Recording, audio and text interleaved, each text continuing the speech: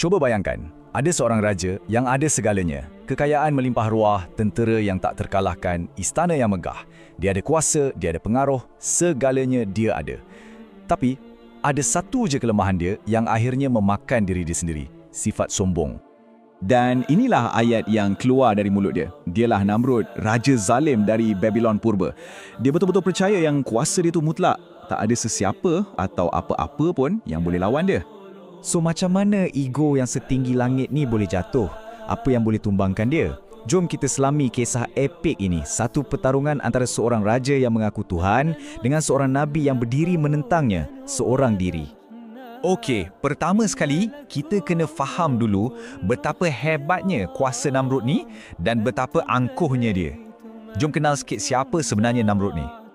Dia ni pemerintah Babylon, kawasan yang kita kenal sebagai Iraq hari ini. Harta dia, tak terkira banyaknya. Tentera dia, bersepak.